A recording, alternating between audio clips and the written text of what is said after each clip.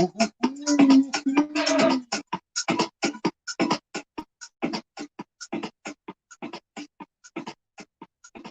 live? Yeah, okay, shut that down. Shut that down. Hey. Woo. Okay, enough of that, right? Welcome to Tackle Tuesday, everybody. And I just want to start off by dropping an F-bomb. The show brought to you in part by Lucky Bug Lures and the all-new F-bomb crankbait.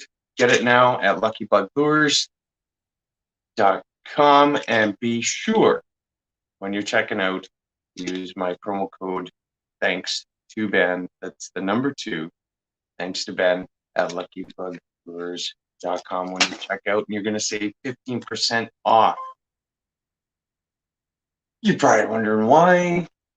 It's the F-bomb, because I might drop it here or there throughout these podcasts. So, PG warning. Okay, that's out of the way. I just want to welcome everybody to viewing right now. I have no idea because, yet again, oh, sorry, my Jamie is on holidays. So I'm left here alone to my own demise. But that's okay because I have a lot to talk about tonight. I didn't plan for a guest. I wanted to give a beginner's guide to ice fishing because it is ice fishing season. Everybody's out there punching holes, and you're making me all jelly. So anybody that's tuning in or going to tune in, because now we're running on YouTube as well, I wanted to give you all just an opportunity to get a little bit of knowledge firsthand from my own personal experience of what it's like to fish from everything from panfish up to the big stuff. All right. So first things first, though, safety. All right. So safety is a big one. And if anybody is watching right now, can they tell me what this is? Anybody? It'll save your life. But used properly, it could save your life. Well, if they're ice picks. These go back to ancient Inuit, by the way. They designed these out of bones and whatnot from seals because they would travel large ice expanses hunting. And if they fell through, well, you either died or you climbed your way out. So these are inexpensive. These are ice picks. You can find them at your local tackle store or hardware store if they have sporting goods section. These ice picks will run you roughly about, I'd say, $10 tops. All right. So ice picks, definitely number 1. Number 2, I'm not going to pull it out because it's too much of a prop, but some kind of inflatable Pfd. I'm not kidding. If you fall through and you're wearing anything that can absorb water and suck you down, you're going to want that extra buoyancy. So an inflatable Pfd is advised. On top of all of those things, the best thing to do is check with a local ice hut operator. Hot Bucks Huts, Gail and her crew that run out of Cook's Bay give a ice report almost weekly, and I want to thank Gail and the gang out there at Hot Bucks Huts for being diligent at keeping us safe with those ice reports. So speaking of ice, when I'm talking about ice is I'm not talking about this crunchy stuff. No, I'm talking about hard, clear. ice. So anything 2 inches and under, stay on. It's not safe at all. Period. End of story. 4 inches of clear ice and up is considered safe ice to recreate on, or ice fish, snowmobile, drive an ATV, and in some cases, drive a transport. So ice has to be at least 4 inches clear ice before you venture out onto the lake for ice fishing. So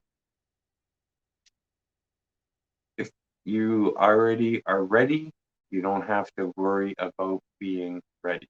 So bring your ice picks. You have an inflatable PFD, wear it.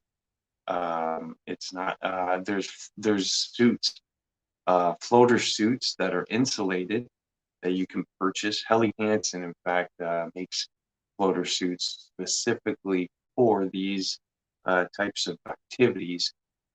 So they keep you in the water, or keep you buoyant within the water, but they keep the water away from you and core warm until you can get yourself out of the water. They're tested. Our Canadian Coast Guard use them. So floater suits or inflatable PFD, or even a straight up life jacket that has a vest, like the kind that you wear in the boat with buckles, that kind. Yeah. So don't worry, it's not a fashion statement out there. It can be, but it doesn't have to be. It's more of a it's more about being safe. Safe, then you can have fun, right? So now we're safe.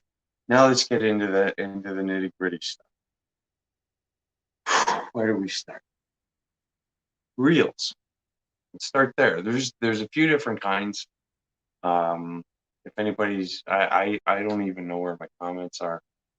I'm lost. I apologize for this, but we'll get through it. So there's a couple different kinds of reels. One is your standard spin. This one.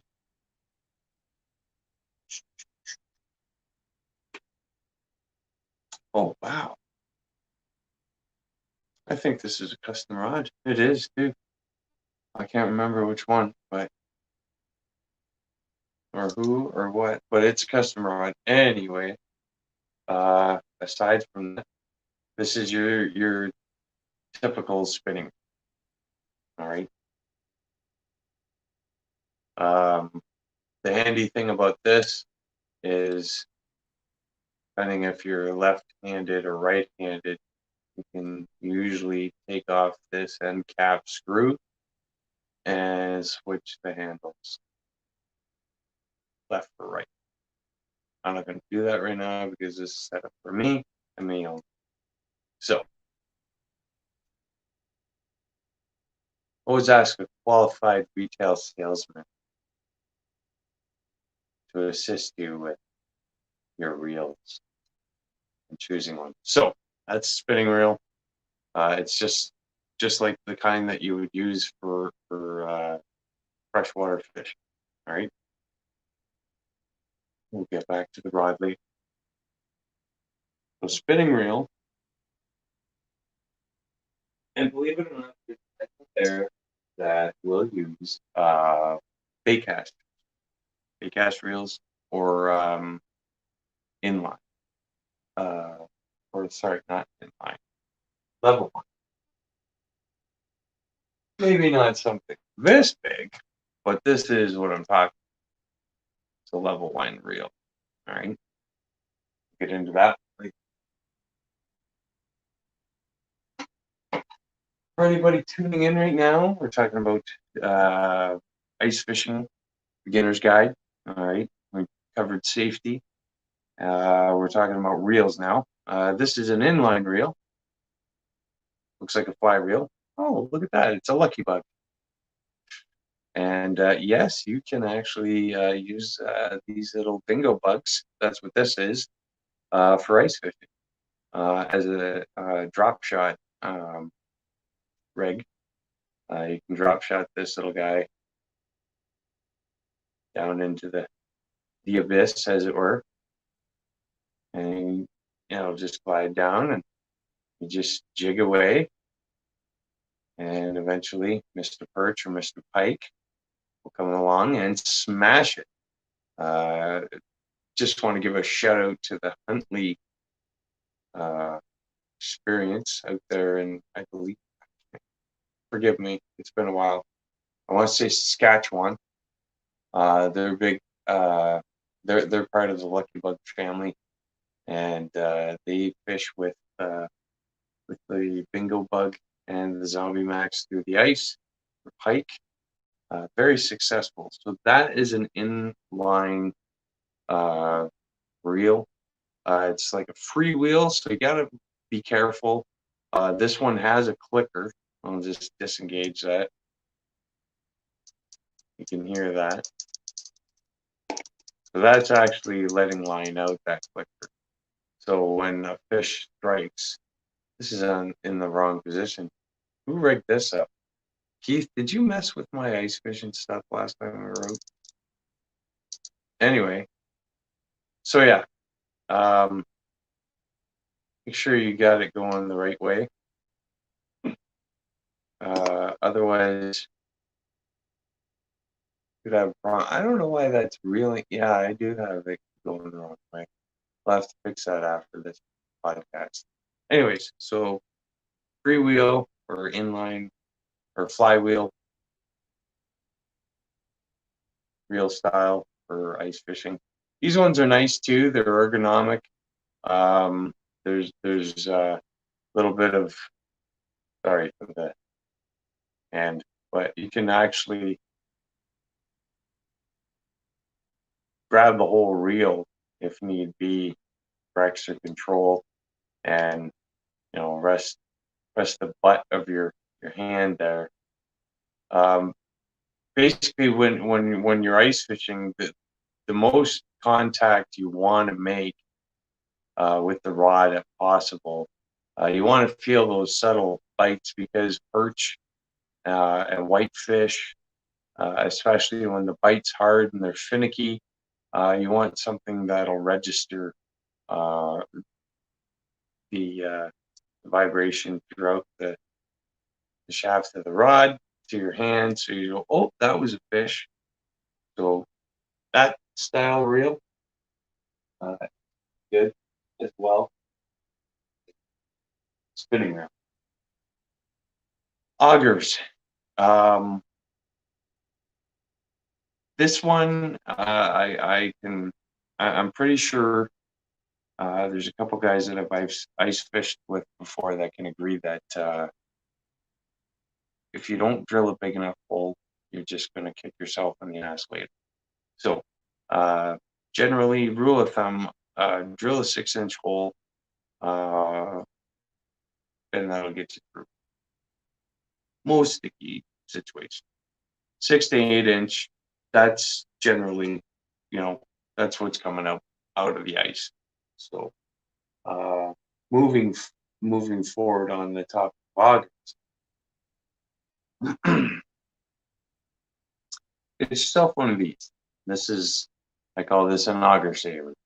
This goes over the end of your auger, and it keeps your blades protected, so they don't get chipped or dinged up, and they stay sharp. So, and always wipe down and clean your auger blades after every use coming off the ice. So these are like $4 or $5. You can get them at your tackle store. This one fits 6 and 8.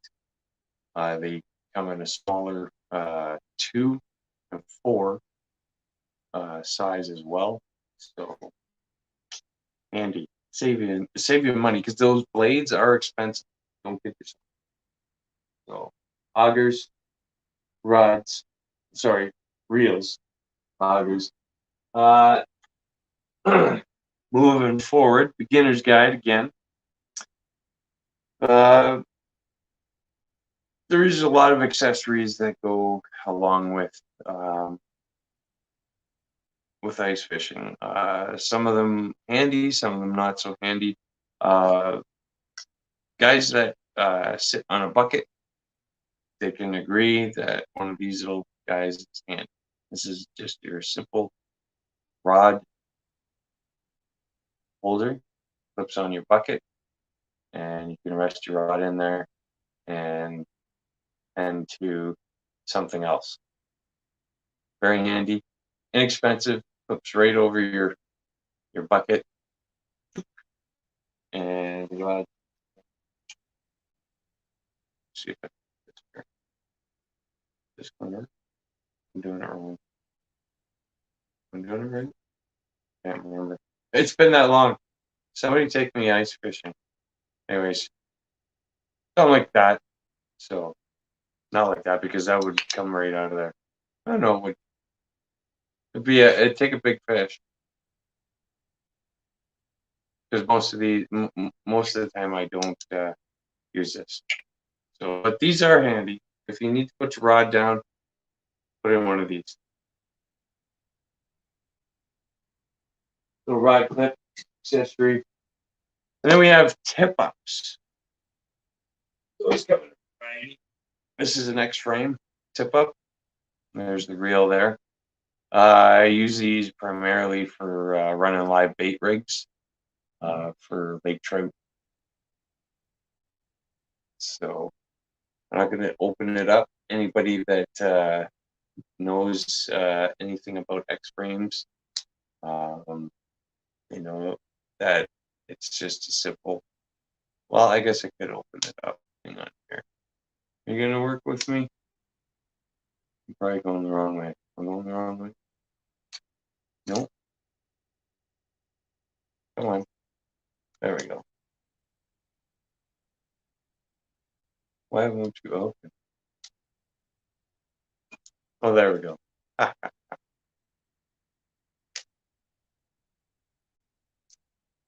Man,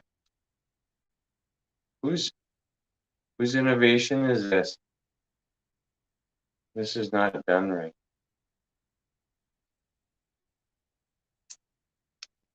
What the hell? There we go. Okay. Jeez. Okay. Man. This is an X-frame tip-up. This is the flag. Hooks on here.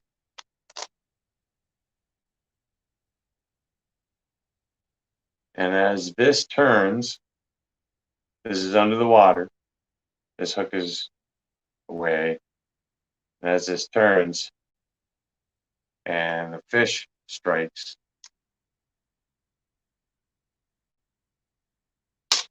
oh, look the wrong way. Anyways, you get the idea. This flag pops up, lets you know that there is a fish on or something has struck your bait. So you run over and you check your line. And hopefully something's on the end of it.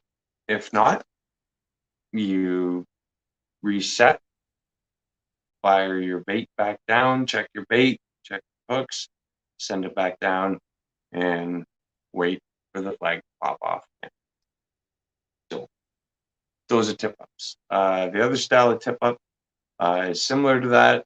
However, it has just a simple flag that pops up because everything is stationed over the hole.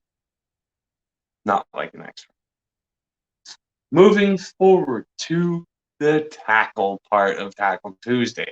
That's why everybody's here, right? We want to talk about tackle. Okay.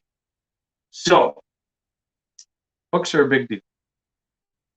And I'll say one thing only. Make sure they're sharp. Because if you're not fishing with sharp hooks, you're going to miss a lot of fish. So, fish with sharp hooks.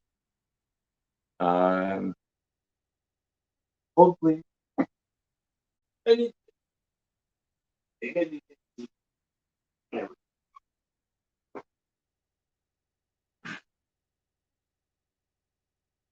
Fly guys know what these are.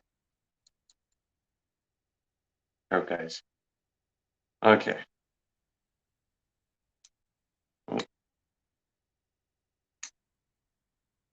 Starting off with tackle. Tackle comes in a variety of forms, either, thanks for joining. Tackle comes in a variety of forms, either live bait or artificial bait. Live bait, you're using wax worms or maggots or minnows or leeches. Nicole, thanks for joining. Scotty Martin, hey Scotty, how you doing, buddy? And then there's variants among that. Last week's guest, Joel, he was talking about flies for ice fishing. And yes, there are flies for ice fishing, like this one. That is a waxworm fly. It's got a little bit of lead weight wrapped around the shaft of the hook, and then it's just a succession of wraps of like a mylar material over top of it until it builds up a body that resembles a waxworm. So those are effective for perch. However, I like to still scent these or tip them with a real maggot because, well, let's be honest, real food always wins with me. I've never ever eaten a fake burger or steak. Ever. So those are artificial bugs, if you will. And then there's tube jigs. Tube jigs are highly effective for pan fishing, perch, crappie. What else? Sunfish, bluegill, freshwater. Yep. So this is. I'm just going to trim this guy's skirt up because he's kind of long. So I like a skirt about half that length.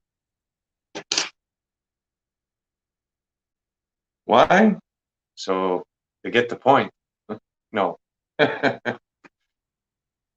Because the hook isn't much bigger, excuse me, sorry, than the tube that it's going in. All right. So how these work, and these are super, super effective. And by the way, this white ticket. So it goes into the tube. This is graphic, by the way. So I don't ever suggest putting lead in your mouth. Okay, don't ever put lead in your mouth. But you can spit on this. Okay, and it's a clean one. It's a new one, so don't worry about it. And it's mine anyway. You just feed this little tube jig into the tube.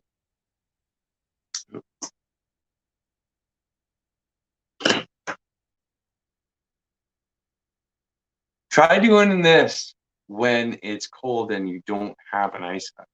That's why it's good to have pre-made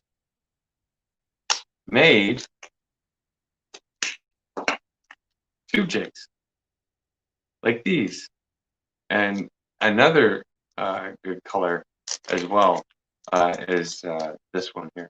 So these are pre-made tube jigs.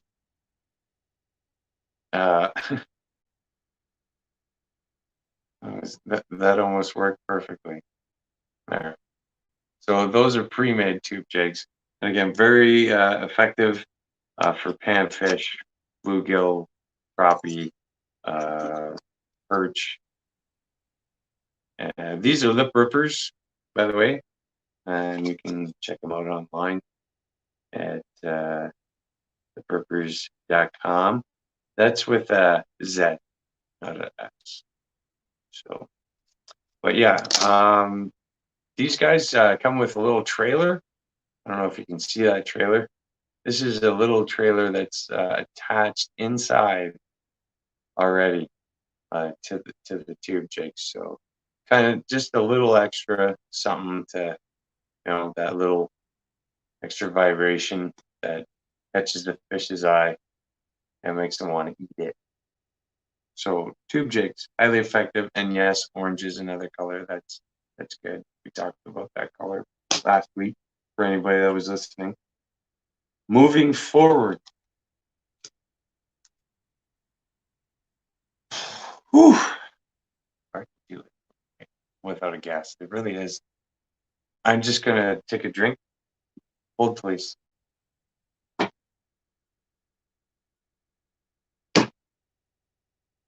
Okay. That's better.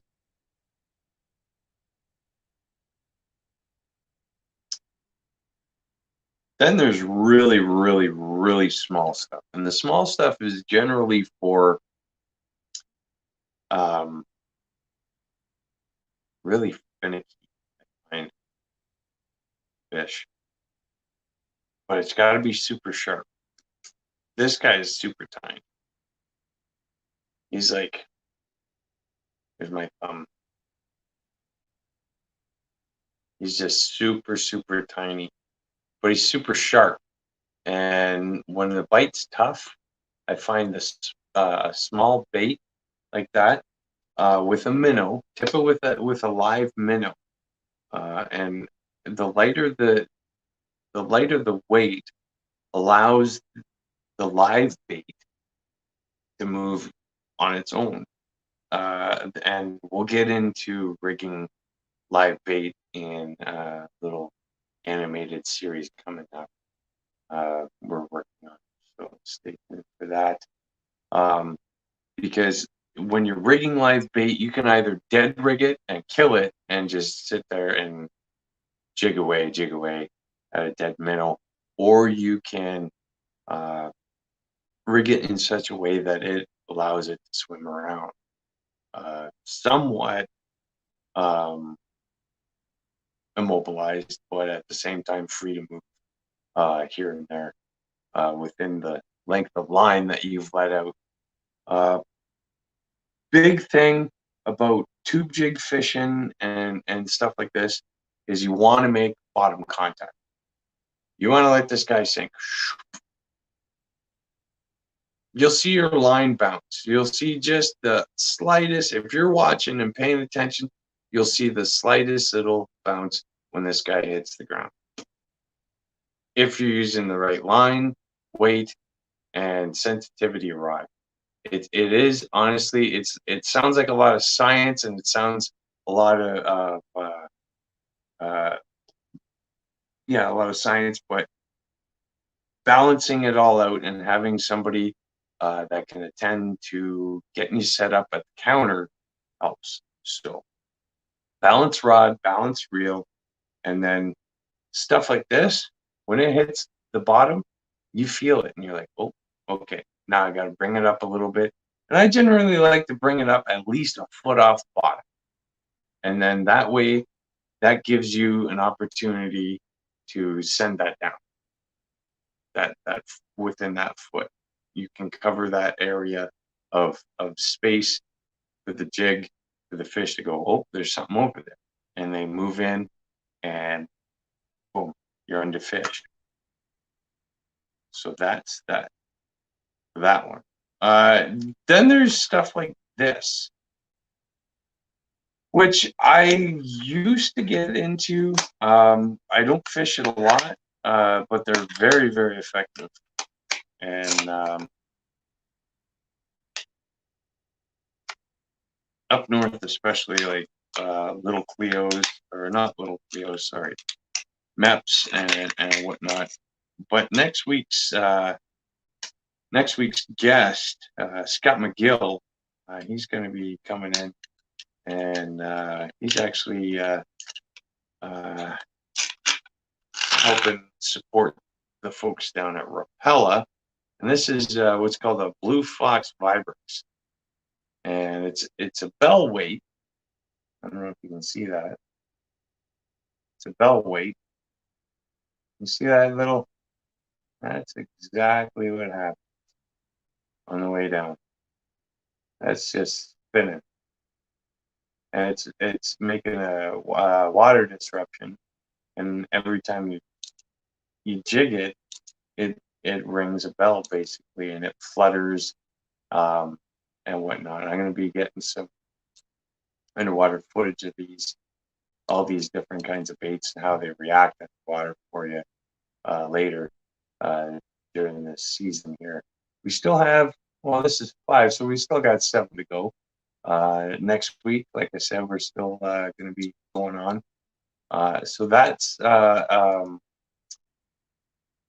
bell weight style spinner bait, not spinner bait, but spinner lure. And you can tip these with wax worms or live bait if you want. You can even gum it up with a little bit of paste, or a big gob of liquid mayhem will do the trick. So those are pretty handy, especially for the bigger guys too. A lot of flash, noise. Those are things that fish hone in on. So I just that's another style of lure used in ice fishing. So beginner's guide tonight. I didn't have a guest planned because I'm saving it up for next week, as it will be the year end and season episode 6 with only 6 left to go. Well, that's not going to go back in the box. Anyways, moving forward. Grubs.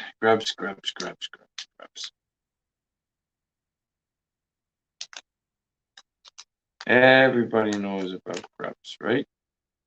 These ones, I can't even believe I'm going to open these. I'm going to open them, but whatever, right?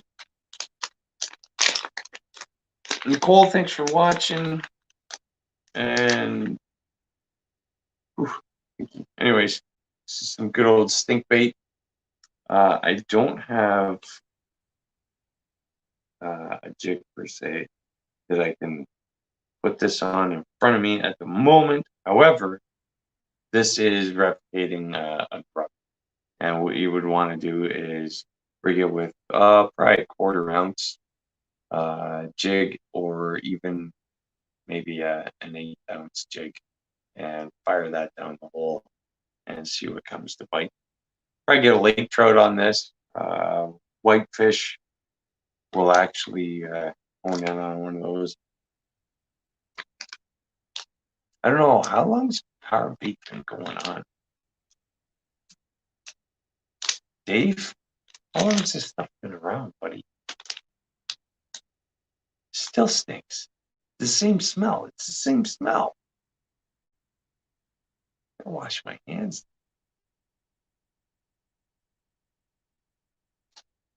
So, soft plastics, live bait, spoons, and then keeping within the Canadian lure manufacturing. I do apologize because I don't have the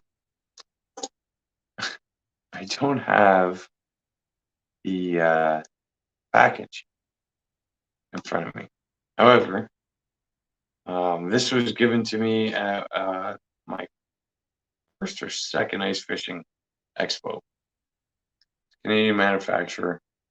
It's a weighted spoon with a treble hook, and if you can see here, there's 3 places where you can put your hook that will change the dive pitch when this guy goes down. I haven't caught anything on it yet, but I bring it out religiously and fire it down the hole in the hopes that I will catch it. Something. Lake trout.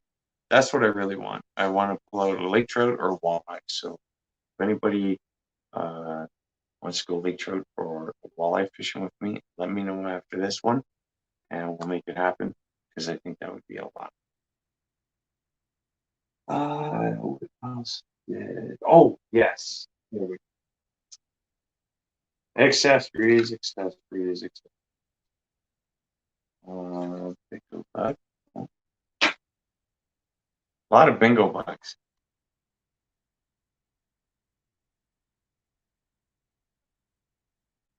I don't know how that got on here. Somebody messing with my prop table again. Rig Wrap is actually a great company. They're actually from our friends in the United States. And you can find them on Facebook and YouTube. This is a handy, I started using these a few years ago because they were handy at keeping my lake trout rigs and whatnot organized. As you can see here, my live bait rig is all nicely wrapped around here, and it's all neatly wrapped. And I can fit three or even more, depending on how I wrap it, in this lure locker. So check them out. There's a variety of different sizes and styles, rig wrap, but these are a great little accessory to have for anybody that, like I said, runs lake trout rigs or live bait rigs like that, especially for tip ups and whatnot. So rig wrap, that's a great little accessory. So check them out on Facebook.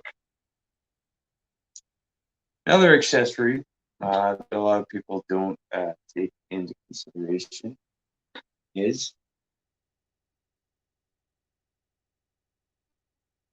a rod glove.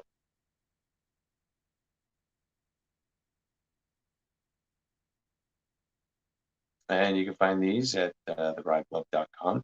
And they fit almost every single style and make of ice rod out there. Simple, boom, there. Now the rod's protected. No, at the end of the day, you fire all your rods into the bucket and into the back of the truck or the car, and then from there, it gets put into the shed and it keeps your rods protected. No scarring, doesn't, damage the beautiful finishes of some of these nice custom rods that you can pick up. I believe this is a Cymax rod. I'm not sure. It might be. I have no idea. I can't remember anymore. Since my accident, a good portion of my memory has been wiped out. So enough of that though. But yeah, another accessory: rod glove cover. Protect your rod. And then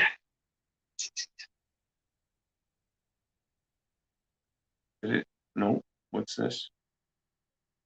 Who put this here? No, I don't want. Thank you. This is what I want. The hammer.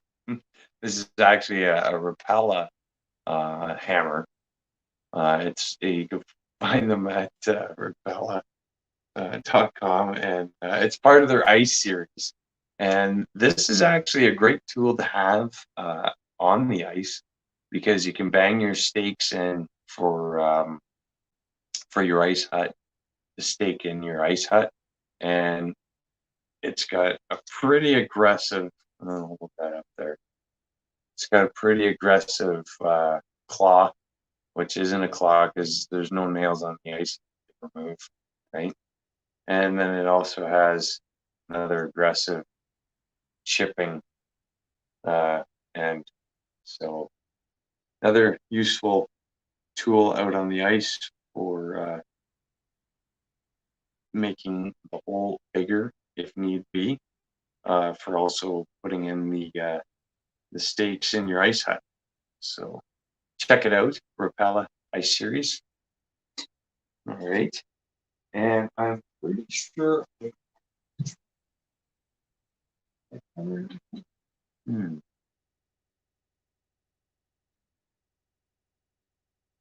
Oh, okay. We got a few. Yeah, thanks everybody for joining. Justin, thanks for joining. And yeah, Nicole, Sherry Lynn, thanks for joining. I can see these comments coming in now. That's great. Thank you very much, people. Okay. There was one more thing, and I don't know if I put it in the right spot or not. I had it was hand warmers. Ah, see, I can't. That's it. I'm fired. I'm fired. I have to fire myself. Anyways, hand warmers. Just a minute. I'll be right back. Hold that thought, please.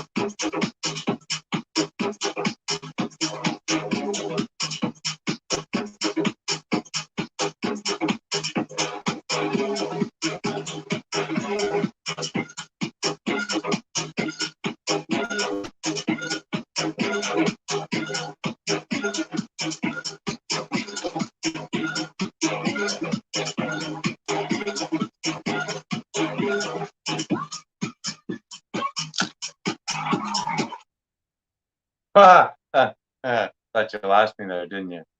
Good thing I left the mic on. Okay. Anyways, so back to accessories, hand warmers, and such. Another thing, this right here, bucket seat. So you get yourself a 5-gallon pail, right? And then you go and grab yourself one of these. It's a bucket seat, and yeah, just it's ergonomically fits a bucket so that you can actually have like access to what's in front of you. So sit your ass on one of these. Hand warmers, hand warmers, hand warmers, hand warmers. Hand warmers come in a wide variety of brand names and whatnot. I'm not going to get into it. We've all seen them, right? Warm ups, these bad boys here. Okay.